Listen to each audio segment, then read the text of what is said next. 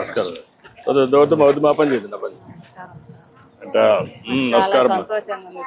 Okay అమ్మా, thank you. మీ పేరేంటమ్మా? మాధవి సార్. మాధవి. మా ఆయన పేరు నరసింహులు సార్. నాకు 4 పిల్లలు సార్. 4 గవర్నమెంట్ స్కూల్లో చదువుతున్నారు. నీ పేరేంటమ్మా? సనా. నీ పేరు? Balu sir. Balu. Baby sir. Baby. Narasamma sir. Narasamma. అందరికన్నా చిన్న సార్, అందరికన్నా రౌడీ అంట సార్. ఫస్ట్ టైం పేపర్లో టీవీలో అదేమ్మా. చాలా సంతోషం. Thank you. అలా 4 పిల్లల్ని బాగా పెంచుతున్నావమ్మా? పెంచుతున్నాం సార్. అప్పుడైతే ఒక్కరికే పడేది. ఎట్లా ఇంకా మిగతా 3 పిల్లలని ఎట్లా నేను చదివించుకోవాలా అని ఏదనైతే నాకు లేదు సార్. ఇప్పుడైతే నాకు చాలా సంతోషం. మీ ఆయన ఏం చేస్తాడమ్మా? మామూలు కూలి పని పోతాం సార్. నేను మా ఆయన ఇద్దరు కూలి పని చేస్తారు. భూమి ఏమైనా ఉందమ్మా? ఏమీ లేదు సార్. ఇల్లు కానీ సొంతం ఇల్లు లేదు సార్. బాడీ ఇంట్లో 2,000 సార్. బాడీ ఇంట్లో బాడీ ఇల్లు. ఈ అబ్బాయికి ఏంటి ఆరోగ్యం ఏంటి? పుట్టడమే అట్లే సార్. చర్మ వ్యాధి అంట సార్. 13 సంవత్సరాలు పండ్లు రాలేదు సార్. ఎండకు తట్టుకోలేడు సార్. ఎనీ టైం నీళ్ళు పోసుకుంటానే ఉంటాడు. చర్మ వ్యాధి అంట. దానికి ఎక్కడ చూపించారు? రండి. పుట్టపర్తిలో చూపించినాను సార్. పుట్టపర్తిలో చూపించావు. చూపిస్తే ఏం కాదమ్మా అది అది మామూలే. మామూలు పిల్లడు వేడి తట్టుకోలేడు కాబట్టి ఎనీ టైం నీళ్ళు పోసుకుంటాడు.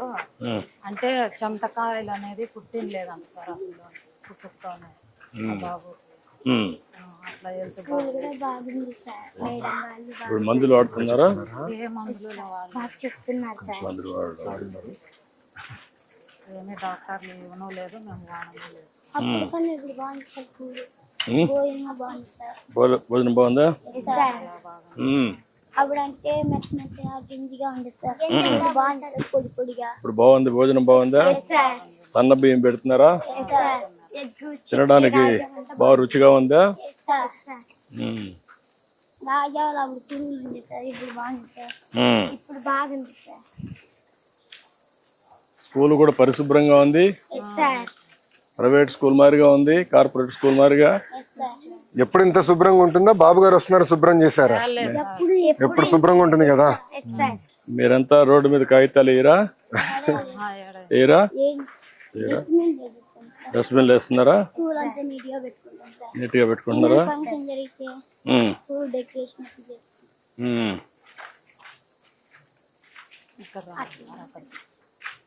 సో మీ నలుగురికి ఒక విషయం చెప్పాలనుకుంటున్నా. తల్లి రుణం తీర్చుకోవాలి కదా. ఎట్లా తీర్చుకుందాం? ఓకే అమ్మా. అమ్మ కాళ్ళు కడిగి రుణం తీర్చుకోవాలి. ఓకేనా? చలోరా. ఇక్కడ కూర్చుంటావా?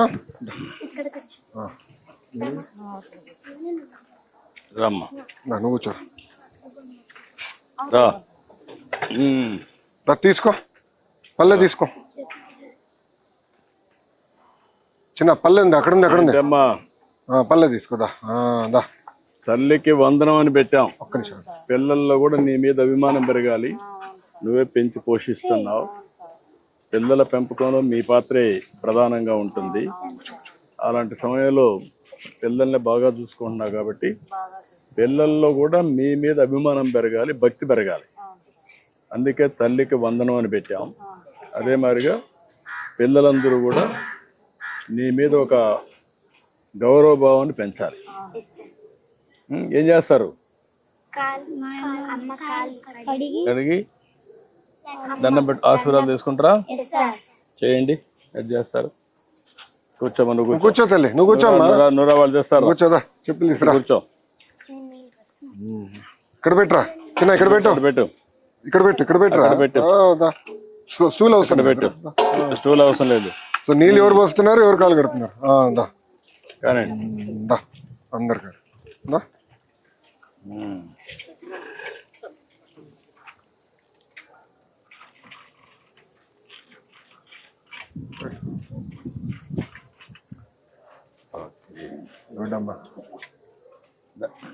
దండం పెట్టుకోండి.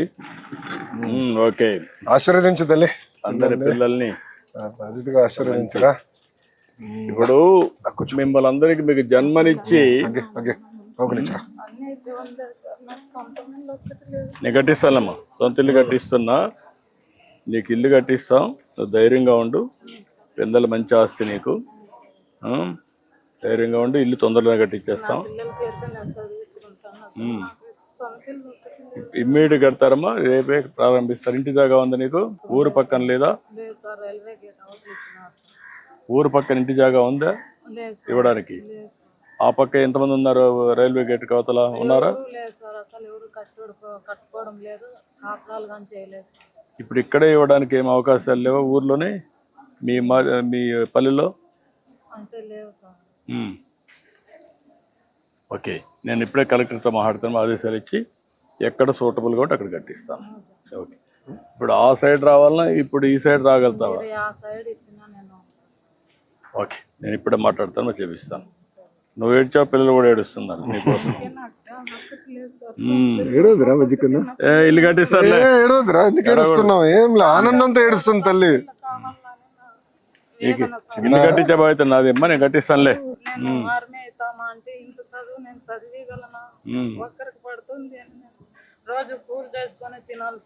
ఇప్పుడు అందుకే అమ్మా ఒకటేసారి మీరు నలుగురికి ఇచ్చాం, ఎప్పుడో లేకుండా.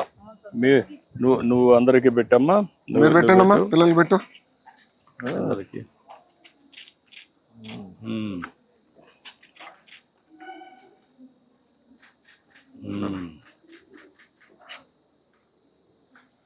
గుడ్, నా పెడుతున్నావా? Thank you.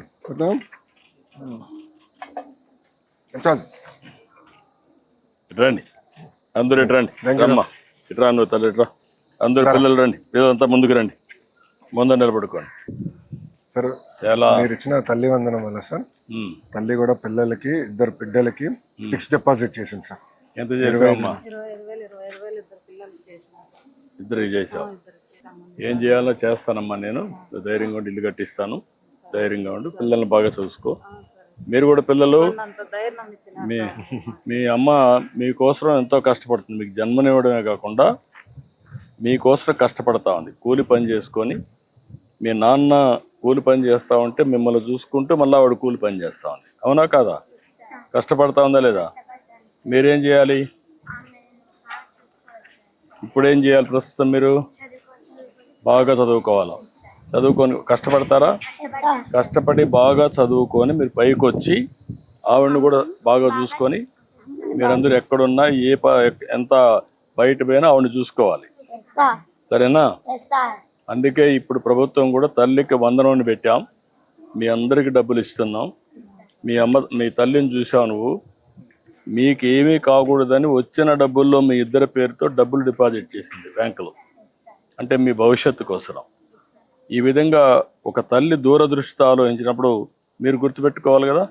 పెట్టుకుంటారా? నమ్మకమేనా? Okay, very happy. చేద్దాం. నేను ఇల్లు ఇమ్మీడియట్ కట్టి నేను చూసుకుంటా. కలెక్టర్ రండి.